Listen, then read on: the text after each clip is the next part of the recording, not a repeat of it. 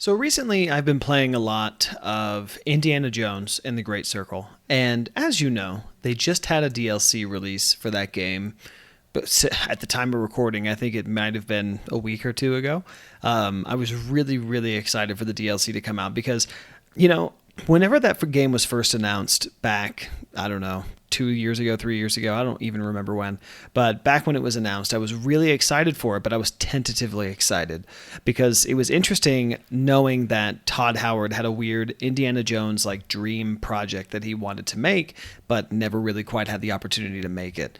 So when the game eventually came out on Game Pass, thankfully, I ended up playing it, and I ended up playing it all the way through, and I ended up getting all the achievements on it. I dropped a lot of time into that game.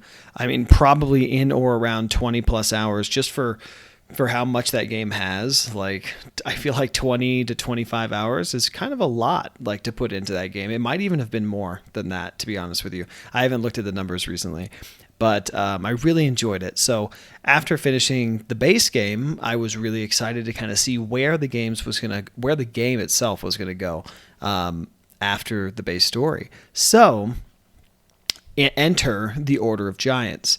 The DLC was announced earlier this year, and then it dropped, like I said, like a week or two ago, and I was able to buy it, and then I played through it.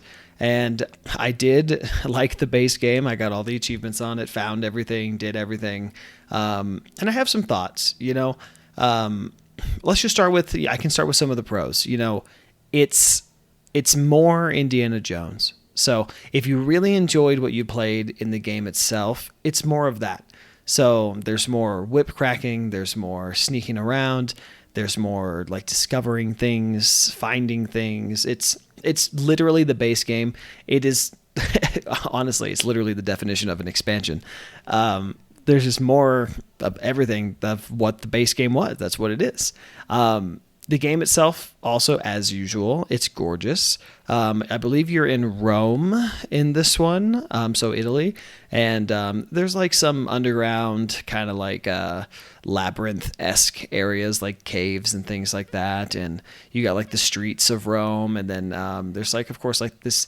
It's like a cathedral castle area you go through bits and pieces of. So I mean, just like the base game, it's gorgeous. And it feels great. It looks great. It's fun to play. It's Indiana Jones. So, and some of that kind of, that's where some of my opinions kind of come in a little bit, is because it is just more of what we've already had.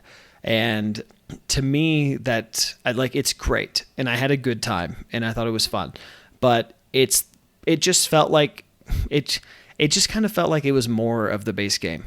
It didn't add anything, so it didn't really add, like new, like things you could use, new weapons or anything like that. I mean, it was still just pistols. It was still just beating people on the head with bats. It was literally more of the base game, and I cannot express that enough. So, and that's great. Like, if you're into that, that's wonderful.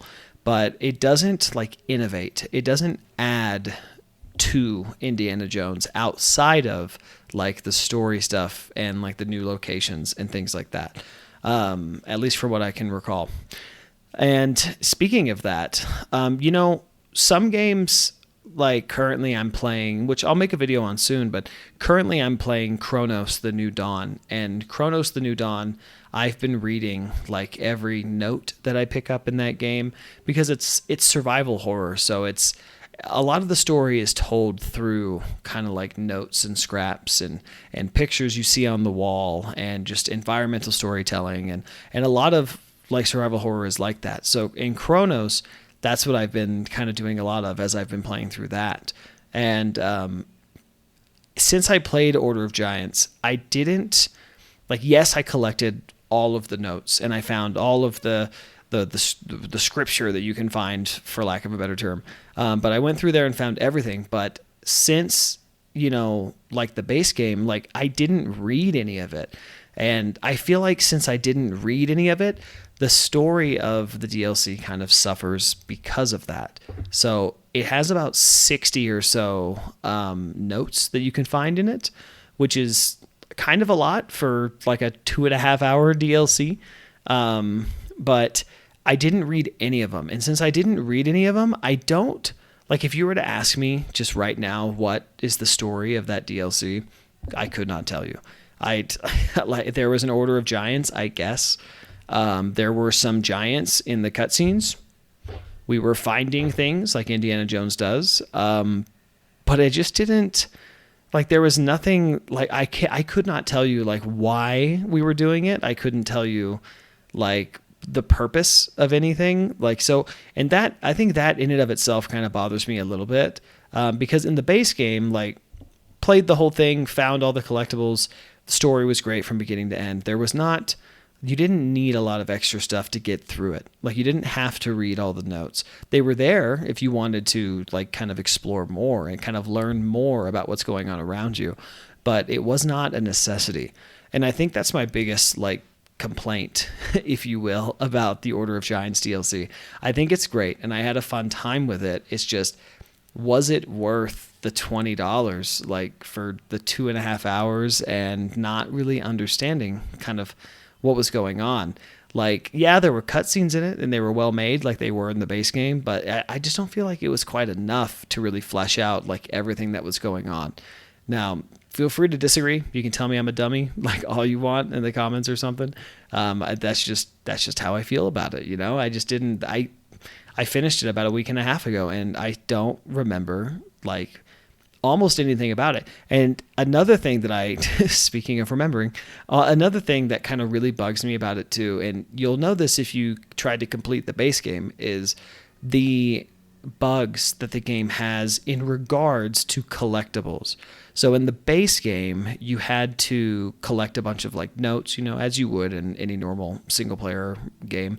But even after you kind of collected everything, the game didn't quite, like, work whenever you tried to find things.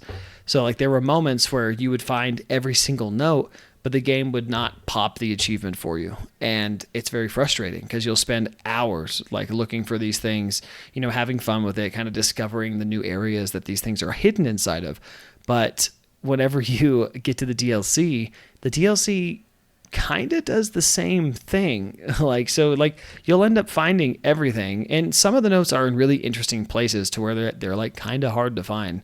But there was a moment where I found all of them and the achievement still didn't pop for completing it. So I had to, like, there's, like, online workarounds where, like, you have to take pictures of certain objects in order for the game to, like, register that you found all of this particular item.